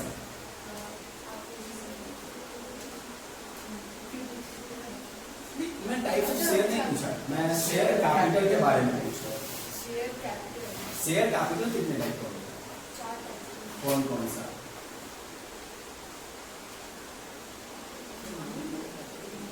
कोई जानता है यहाँ पे, नहीं उसके अलावा और कोई जानता है यहाँ पे, 2 जन को छोड़ के होगा, नहीं और कोई, आप लोग बुक्स कॉपी बंद रखो, ढूंढते ही है। हाँ मैं बता रहा हूँ। अच्छा चलो, आपने एक तो चीज पढ़ा होगा, कंपनी को जब बना, पूछ ही लेता है, कौन सा था, आप बताइए। सेम, वाह, हम तो अब तक सोच रहे थे हम ऐसे ही फोटो लगा देते इसलिए पूछ नहीं रहे थे। एंट्री चार्ट बहुत हमारी, मैं एंट्री पूछा हूँ, मैं शेयर कैपिटल का टाइप से पूछा हूँ। आज का वीडियो इतना कट होगा कि पूरा एक लाइन हमको देखना पड़ेगा, कब क्या बोला हूँ। मैं बता रहा हूँ, कंपनी को जब बनाते हैं, कंपनी को जब बनाओगे ना, तो आपको जो मेमोरेंडम बनता है, मेमोरेंडम में टोटल 6 क्लॉज होते हैं, जिसमें एक name clause, situation clause, objective clause,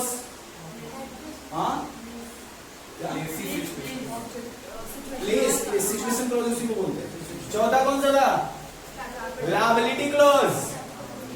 5वां कौन सा था, कैपिटल क्लॉज। और 6ठा कौन सा था, सब्सक्रिप्शन क्लॉज, जिसमें 5वां था कौन, कैपिटल क्लॉज। इस कैपिटल में आपको बताना पड़ता है कि कंपनी का मैक्सिमम ऑथोरिटी कितना है कैपिटल इश्यू करने का। क्या मैक्सिमम कंपनी कितना शेयर इशू कर सकती है, authority of capital regarding share capital कितना इशू हो सकता है, आप समझ रहे हो। ऑथोरिटी उसमें बताया जाता है, ये होता है ऑथोराइज्ड शेयर कैपिटल। ऑथोराइज अब नहीं बताना है, ऑथोराइज्ड शेयर कैपिटल, क्या, ऑथोराइज्ड शेयर कैपिटल, ये होता है कंपनी। ध्यान से समझना, क्या होता है ना, पेज पलट हो तो आपका ध्यान उधर जा रहा है, इधर नहीं। कॉन्सेंट्रेशन बहुत जरूरी है। शेयर कैपिटल जितना कंपनी का मैक्सिमम ऑथोरिटी होता है उसको बोलते हैं ऑथोराइज्ड शेयर कैपिटल। क्लियर है यहाँ तक, ओके।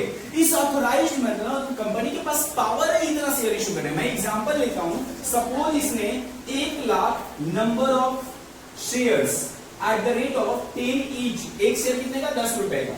कितना शेयर अपने पास ऑथोरिटी रखा है, 1 लाख, मतलब 10 लाख रुपए का कैपिटल अपना बना सकता है। हो सकता है इसमें पहली बार में हो सकता है 1 लाख नहीं इशू करे, 50,000 ही इशू करे। अब समझ में आ रहा है, तो इसने इसमें से कितना इशू किया, 50,000, उसको क्या बोलेंगे, इशूड शेयर कैपिटल। तो दूसरा टाइप क्या है, इशूड शेयर कैपिटल। आपको समझ में आ रहा है, जितना उसमें से इशू किया उसको बोलेंगे इशूड शेयर कैपिटल। अब भाई मैंने company as a company market में इशू किया है कितना, 50,000, हो सकता पब्लिक ने उसमें से 45,000 ही सिर्फ सब्सक्राइब किया होगा। कितना 45, 5,000 को रिजेक्ट कर दिया पब्लिक ने। तो मेरा उसको क्या बोलेंगे, सब्सक्राइब्ड, सब्सक्राइब्ड शेयर कैपिटल। अब समझ में आ रहा है?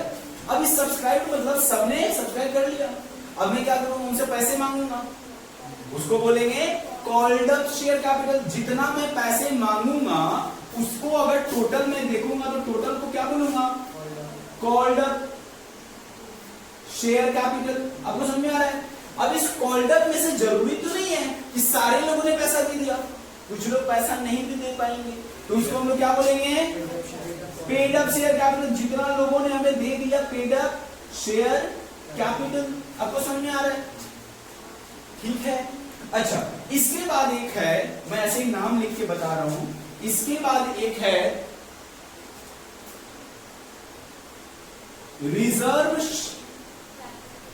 Reserve capital.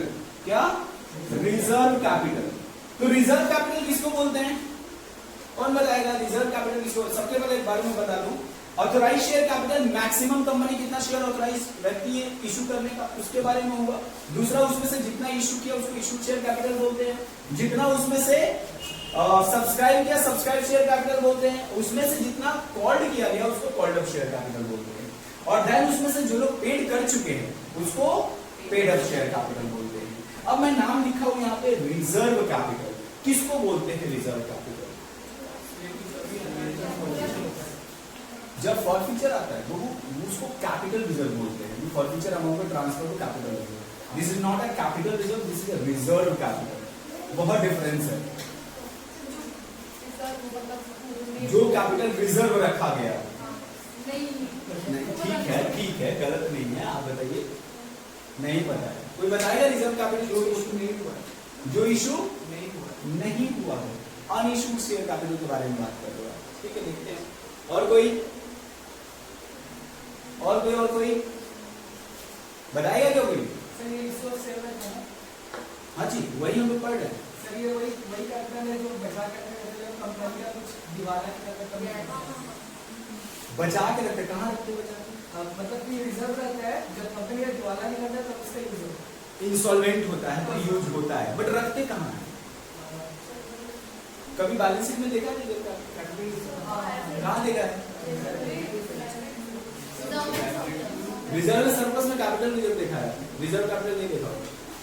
मैं रिजर्व कैपिटल की बात करता हूँ। अनकॉल्ड कैपिटल को रिजर्व कैपिटल बोलते हैं। मतलब अभी तक मैंने मांगा ही नहीं है पैसा, तो आपको बैलेंस शीट में दिखेगा कहां से? इसलिए किसी को ध्यान भी नहीं रहता है। और मैं आज आपको बता रहा हूं, ध्यान रखना, ये जो पैसे, सपोज मैंने 10 रुपए का फेस वैल्यू था। ये फेस वैल्यू किसको बोलते हैं? अरे मैं बताऊं, फेसबुक किसको बोलते हैं? कोई नहीं काटा पड़ेगा, सही बात है ये। फेसबुक किसको बोलते हैं? अरे वो बुक जहां आपका फेस होता है। अरे फेसबुक इसलिए तो आया था, आप लोग उसमें रखते क्या? अपना फोटो। फेसबुक इसलिए उसको बोला जाता है, उसी से तो बना है फेस वैल्यू। अलग बात है फेस वैल्यू पहले आया था, फेसबुक बाद में। फेस वैल्यू पहले आया था। हाँ बोलो, फेस वैल्यू क्यों बोलते हैं? क्योंकि जिस सर्टिफिकेट की बात मैं कर रहा हूं, मतलब जो शेयर था, जो शेयर सर्टिफिकेट, जिस एग्रीमेंट की बात कर रहा हूं, इस एग्रीमेंट के ऊपर लिखा रहेगा ये कितने रुपए का है, ये 10 रुपए का है।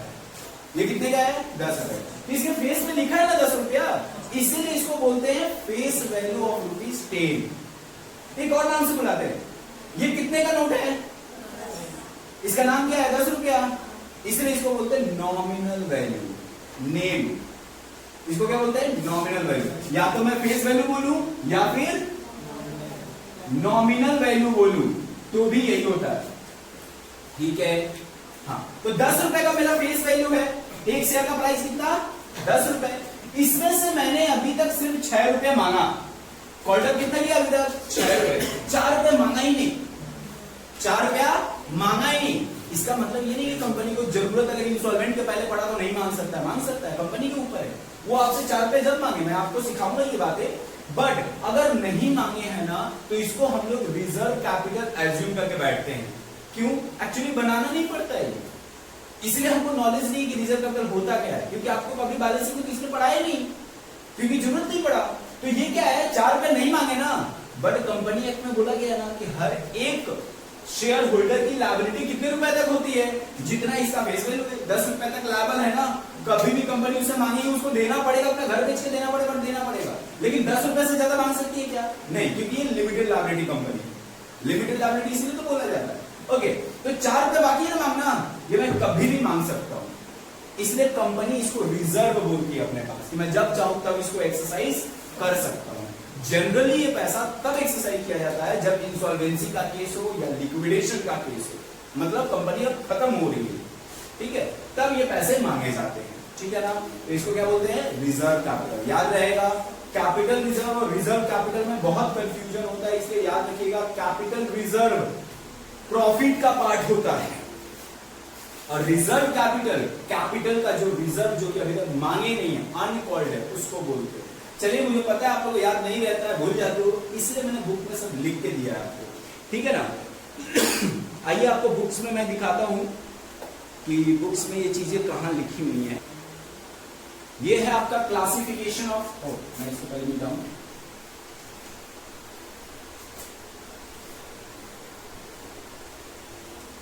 क्या ये क्लासिफिकेशन ऑफ शेयर कैपिटल। देखिए इसमें सारे नाम है, नॉमिनल और ऑथराइज्ड और रजिस्टर्ड कैपिटल। इसको 3 नाम से जानते हैं, या तो नॉमिनल कैपिटल, या तो ऑथराइज्ड कैपिटल, या फिर रजिस्टर्ड कैपिटल।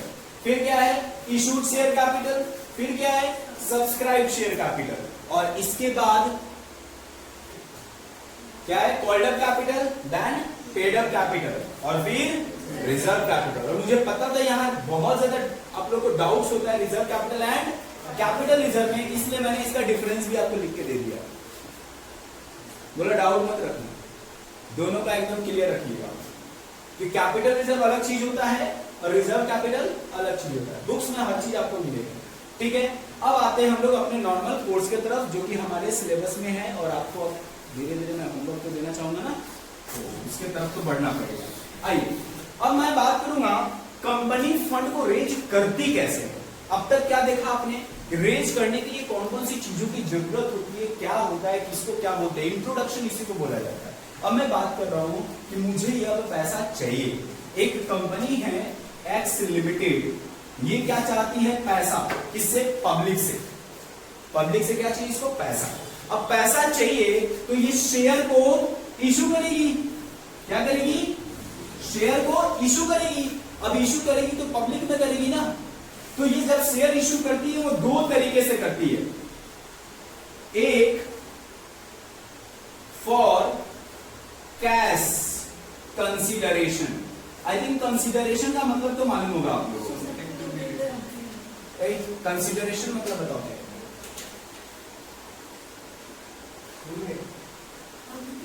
ध्यान देंगे, उसका ध्यान नहीं था, याद नहीं, उसका ध्यान था नहीं। क्या सोच क्या रहा था?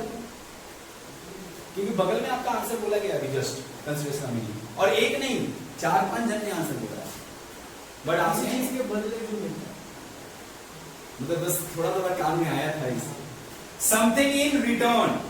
चलो, तो शेयर इशू कर रहा है किसके लिए भाई? फॉर कैश कंसीडर, मतलब इसको क्या चाहिए? पैसा चाहिए। पैसा चाहिए, उसके लिए शेयर इशू किया गया। दूसरा किसके लिए? अदर देन कैश, मतलब यहां इसको पैसा नहीं चाहिए, यहां पे कुछ और चाहिए, इसलिए शेयर इशू कर रहा है, ठीक है ना। तो कुछ और का मतलब इसको असेट चाहिए होगा, पैसा लेके करेगा क्या? असेट खरीदेगा, बड़ा सा प्लांट खरीदेगा, बड़े बड़े असेट्स खरीदेंगे। तो मैंने बोला plant and machinery, furniture and other assets are account debit, क्योंकि ये सारे के सारे मेरे पास आएंगे और इसके बदले में मुझे पैसा देना था टू कैश बैंक, बट मैं दे नहीं रहा हूं। क्या दे रहा हूं? शेयर। तो क्या लिखूंगा? शेयर। एंट्री क्या होंगे? Sundries asset, sundry assets account debit to share capital. किसी को दिक्कत है इसमें? भाई असेट्स मेरे पास आ रहे हैं और टू कैश होना चाहिए था, बट कैश तो दे नहीं रहे। क्या दे रहे हैं?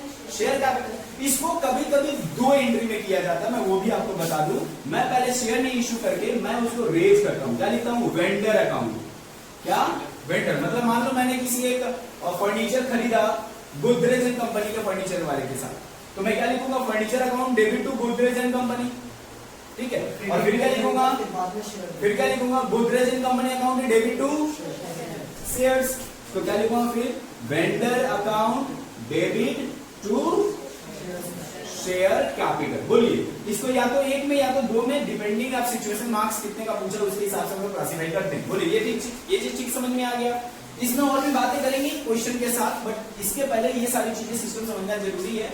ये तो बहुत अलग से है, आप बहुत इजीली समझ लोगे। तो मैं अब यहाँ आता हूँ कि कैश कंसिडरेशन मतलब क्या चाहिए भाई, पैसा चाहिए, इसके लिए शेयर इशू किया जा रहा है। जब पैसे के लिए शेयर इशू किया जाता है, मेरे पास दो तरीके के ऑप्शन है। एक one time payment, OTP. One time payment का मतलब है भैया मैंने एक बार में आपको शेयर दिया, 10 रुपए का फेस वैल्यू, सारा का सारा पैसा मुझे आज ही चाहिए। कितने का शेयर था, 10 रुपए का, मैंने आपको बेचा 10 रुपए में, पूरा पैसा मुझे चाहिए कितना, 10 का 10, उसको बोलते हैं एक बार में आपसे पैसा मैंने ले लिया। दूसरा होता है इंस्टॉलमेंट। क्या होता है, इंस्टॉलमेंट। इंस्टॉलमेंट सिस्टम में भी मैं पैसे ले सकता हूं। जब इंस्टॉलमेंट सिस्टम से पैसे लूंगा तो मेरे पास ऑप्शन है। पहली बार जब पैसा लेते हैं उसको बोलते हैं एप्लीकेशन मनी, क्या, ऑन एप्लीकेशन। जब दूसरी बार पैसे लेते हैं बोलते हैं ऑन अलॉटमेंट, और जब तीसरी बार पैसे लेते हैं उसको बोलते हैं फर्स्ट कॉल। जब इसके बाद पैसे लेते हो तो बोलते हैं सेकेंड कॉल। जब इसके बाद पैसे लेते हैं उसको बोलते हैं, बोलो सर मैंने आज तक पढ़ा नहीं, हो सकता है, क्योंकि जो भी पैसे मांगे जाते हैं ना, कंपनी अपने इच्छा से मांगता है। जितना चाहे उतना कॉल बना सकता है, 10, 12, 15, 20 कॉल बना सकता है। समझ में आ रहा है। मान लो मेरे को 100 रुपए का एक शेयर बनाया, मैंने 10 रुपए 10 बार मांगा, कोई दिक्कत नहीं है मुझे। समझ में आ रहा है। तो ये जितने कॉल्स चाहिए उतने बन सकते हैं, लेकिन हम लोगों को एग्जाम देना है ना, उसमें इतने सारे कॉल देके कैसे करेगा। तो इसलिए क्या करते हैं हम लोग, सेकंड के बाद सेकंड एंड फाइनल कॉल इसको बना देते हैं। बट याद रखना प्रैक्टिकल लाइफ में कंपनी जितनी चाहे उतनी कॉल्स बना सकती है एज पर रिक्वायरमेंट, कि मुझे जैसे जैसे पैसे चाहिए हो। ओके, मैं किसी से अगर ये पूछूं सर इसको एप्लीकेशन ही क्यों बोलते हैं, इसको फर्स्ट कॉल क्यों नहीं बोला आपने, क्योंकि इसका शेयर इशू कैसे होता है इसको भी समझना बहुत जरूरी है। जब कंपनी में फॉर्म किया और पैसे कहां लेने जा रहा हूं, जनरल पब्लिक से, बीच में कौन आया, सेंट्रल गवर्नमेंट। बोला आपको अपना पूरा बिजनेस मेरे रेगुलेशन के हिसाब से चलाना होगा, क्योंकि आपको अगर जनरल पब्लिक का पैसा चाहिए तो भाई उसका पैसा कहां लग रहा है, कैसे लग रहा है, आप उसका गलत इस्तेमाल कर रहे हो या अच्छा इस्तेमाल कर रहे हो, मुझे जानना जरूरी है। इसके लिए एक नया ऑथराइजेशन बनाया गया जिसको बोलते हैं स्टॉक एक्सचेंज ऑफ इंडिया या security exchange board of India, SEBI. क्या बनाया गया, SEBI, security exchange board of India. समझा रहा है। ये काम क्या करता है, जब भी कंपनी किसी पब्लिक के पास पैसे मांगने जाती है, बोलता है तुम पूरा का पूरा पहले डिटेल से मुझे दिखाओ, और उसके बाद वो एक बुक मंगाती है जिसको हम लोग बोलते हैं प्रोस्पेक्टस। क्या बोलते हैं, प्रोस्पेक्टस। सेकंड सेमेस्टर में पढ़े होंगे प्रोस्पेक्टस के बारे में। तो प्रोस्पेक्टस क्या होता है बताइए। प्रोस्पेक्टस में कंपनी का पूरा डिटेल्स रहता है कि उसका पास्ट क्या रहा है, प्रेजेंट क्या चल रहा है, और ये पैसे उसको क्यों चाहिए, मतलब फ्यूचर में ये पैसे कहां कहां लगाए, वो सारा डिटेल्स रहता है। और लास्ट का 3-4 पेज ब्लैंक रहता है जिसमें हम लोग बोलते हैं फॉर्म्स। मतलब एक शेयर होल्डर अपने घर लेके आया होगा प्रोस्पेक्टस, तो सारा पढ़ने के बाद लास्ट में वो पेज रहेगा। अगर उसका मन हुआ इस कंपनी में मेरे को शेयर चाहिए तो उस फॉर्म को फिलअप करेगा, और फिलअप करके उसको क्या बोलेंगे, एप्लीकेशन फॉर्म, उसको फिलअप करके इन्वॉल्व में डालेगा और कंपनी को भेज देगा। बोलो, तो कंपनी चाहती है कि जब आप ये एप्लीकेशन भरो ना तो जेन्युइन पर्सन भरे। ऐसा नहीं कि कोई भी उठाया फॉर्म भर दिया, बोलो भर देते भाई, देखते आता है कि नहीं आता है। जैसे कॉलेज में आप लोग भरते हो 12 के बाद, भर दो 5 में, जिसमें से आएगा उसमें ले लेंगे।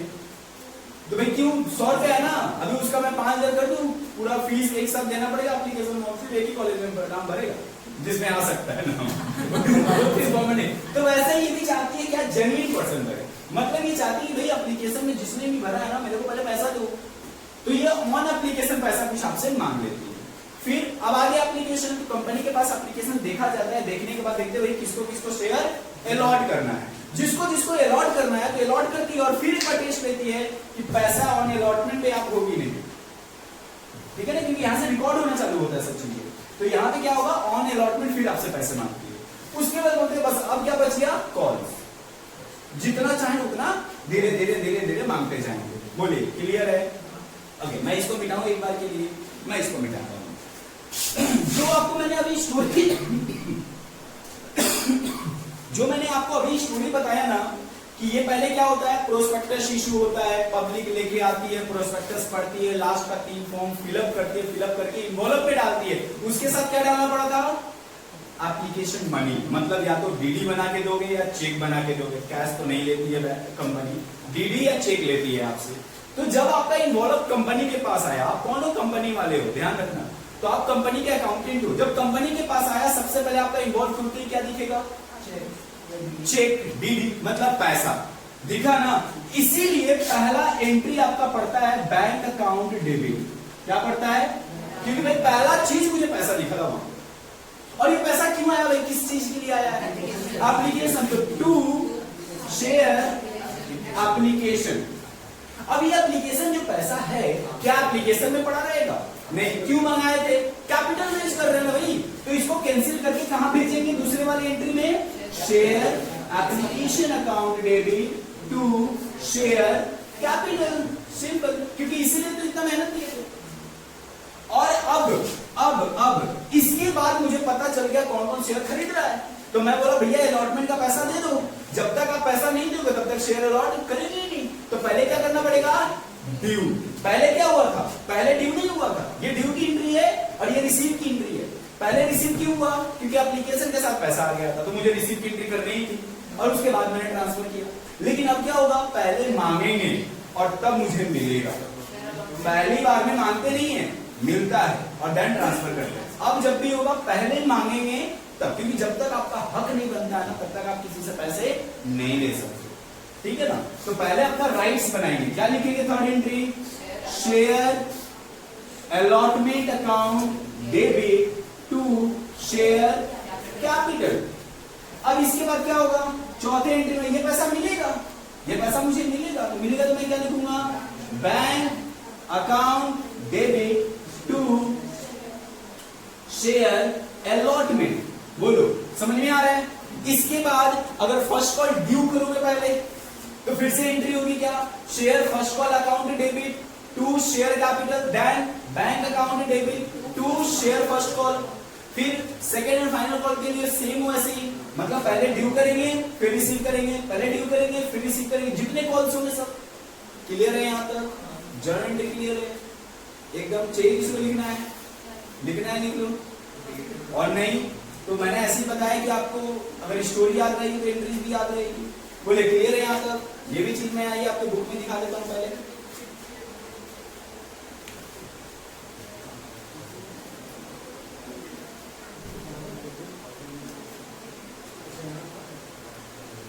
देखिए ये जो मैंने अभी देखा ना यहाँ पे, अभी हम लोगों ने जो देखा था, अच्छा पहले इसको मिटाओ तब तो दिखेगा।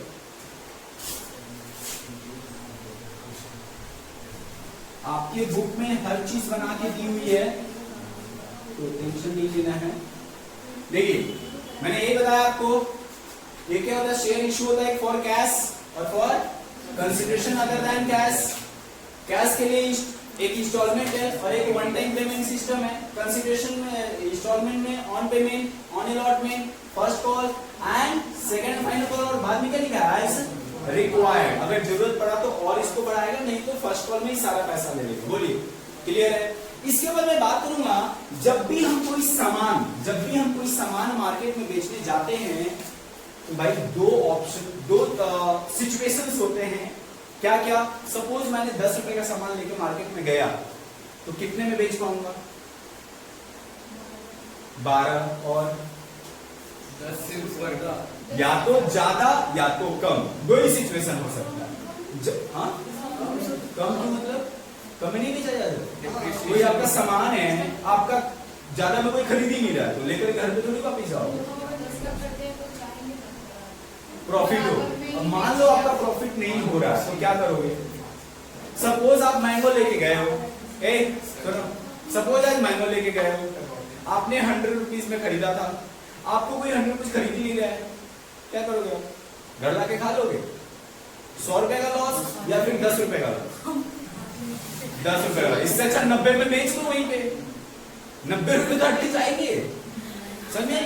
ओके, तो भाई इसको बोलते हैं शेयर प्राइस। शेयर प्राइस कितने होते हैं? या तो बोलो बराबर में बिकेगा 10 का 10, या तो 10 का 8 या 10 का 12। तो एक बोलते हैं एट पार, एट प्रीमियम और एट डिस्काउंट। तो आइए वो भी दिखाई देते हैं आपको।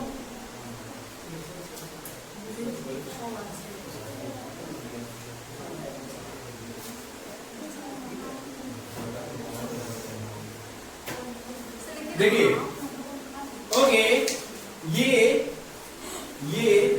इशू प्राइस, इसलिए तो आपसे बिजनेस नहीं करना भाई। बिजनेस कैपिटल डालने के लिए, रिकवर करने के लिए, पता चला तो मेरा कैपिटल भी खा के बैठ गई पूरा का पूरा, इसलिए मैंने आपको गिलास दे दिया। बड़ा सा काम होता था लेके खा जाती है। Assume to be one tutor, एक ट्रक, इसका कोई भरोसा नहीं। ओके, आ जाओ यहाँ पे आते हैं। तो शेयर प्राइस मैंने क्या बोला? एट पार, मतलब 10 रुपए का फेस वैल्यू, 10 रुपए का इशू प्राइस, 10 रुपए का फेस वैल्यू, 10 रुपए का ही इशू प्राइस, समझा क्या? एट डिस्काउंट मतलब फेस वैल्यू 10 का था और इशू प्राइस आपका 8 रुपया, 9 रुपया, 7 रुपया, 9.5, 9.75, 9.99, जिसने भी। ओके, एट प्रीमियम का मतलब क्या हो गया? फेस वैल्यू 10 रुपए and issue price more than 10। सबसे बेटर है मैं ऐसे लिख दूं, more than 10 rupees, less than 10। Okay, ये समझ में आ रहा है क्या? क्लियर है? ये तीनों बात समझ में आया? अच्छा, एक चीज मुझे यहां लिखना जरूरी है कि एज पर सेक्शन, कोई बताएगा?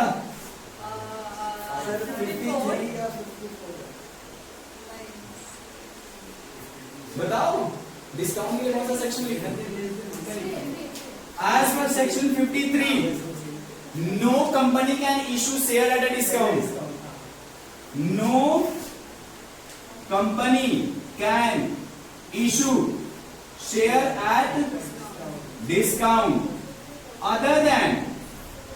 other than section 54, which is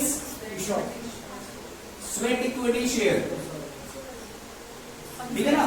तो स्वेट इक्विटी शेयर्स को छोड़ करके कहीं भी कंपनी डिस्काउंट पे शेयर इशू नहीं कर सकती है। मतलब आपके एग्जाम में कभी भी डिस्काउंट पे शेयर इशू का क्वेश्चन नहीं आएगा, लेकिन अगर आ जाए ये मतलब ऐसा गलत था, आपको सॉल्व कर देना नॉर्मली और नीचे भी नोट या ऊपर में नोट लिख देना है कि मुझे ये भी पता था कि डिस्काउंट पे शेयर इशू नहीं किया जाता।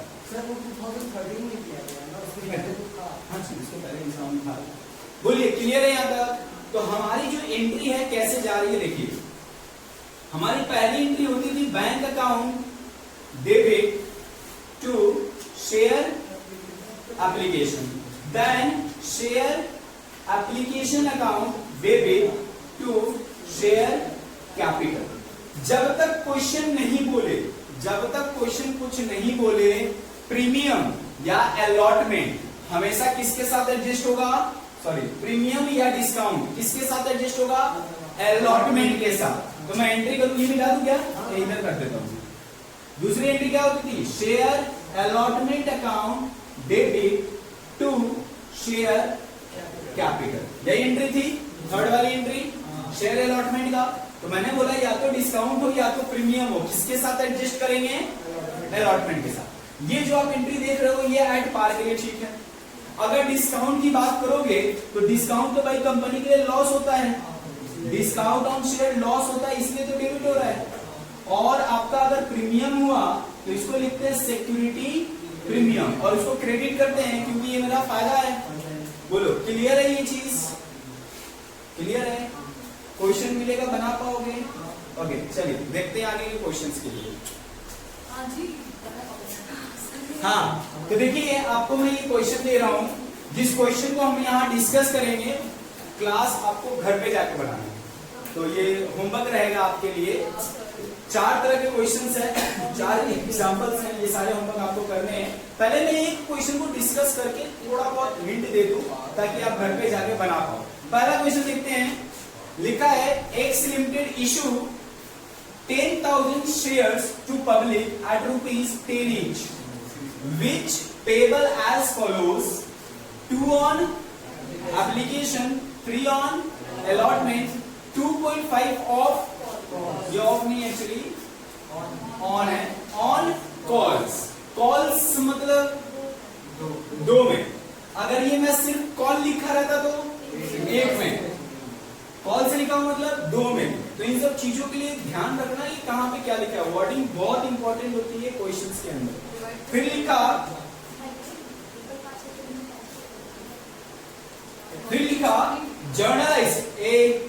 जर्नलाइज एवं इन द फॉलोइंग सिचुएशंस, मतलब एक क्वेश्चन के अंदर आपका 3 क्वेश्चन है, ध्यान से लिखिएगा। एक बार आपको इसको एज्यूम करके करना है कि एट पार था, मतलब 10 रुपए का शेयर 10 रुपए पे इशू किया गया है, तो पहला एंट्री एप्लीकेशन का होगा, दूसरा अलॉटमेंट का normal entry without any premium और डिस्काउंट, तीसरा entry first call and then second. ठीक है। अब जब दूसरे वाले क्वेश्चन में आएंगे तो एट अ प्रीमियम, लेकिन प्रीमियम बताया नहीं किसके साथ लेना है, तो हम अलॉटमेंट वाले एंट्री पे एंट्री करेंगे। पहला एंट्री करेंगे शेयर अलॉटमेंट अकाउंट डेबिट, मैं लिख के दिखाता हूं, share allotment account debit to share capital to security premium.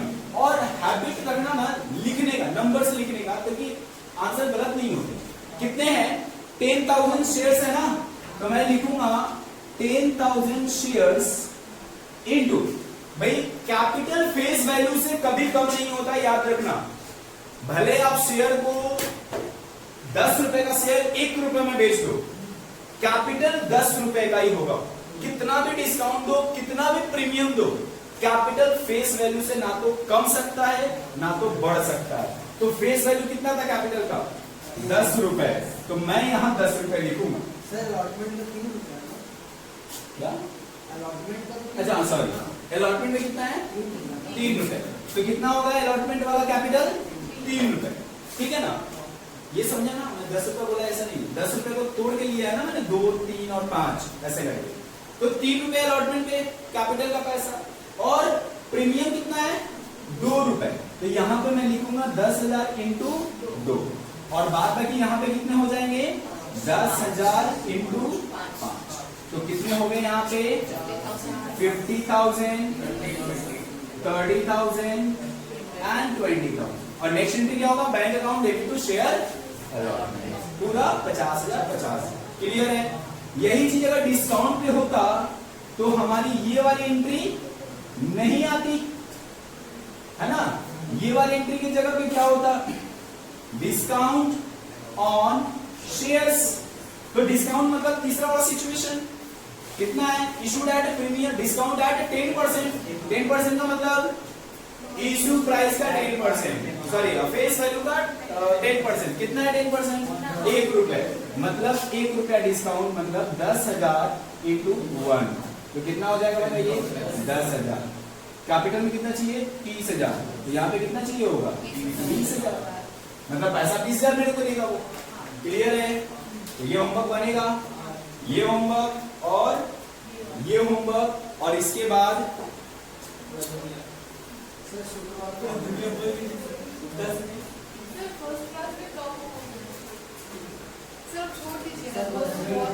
Okay. तो आपके लिए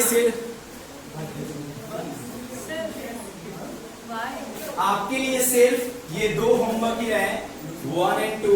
आप लोग घर से अच्छे से करके आएगा। वो दिख रहा है 2, एक्चुअली वो कितना है? 6।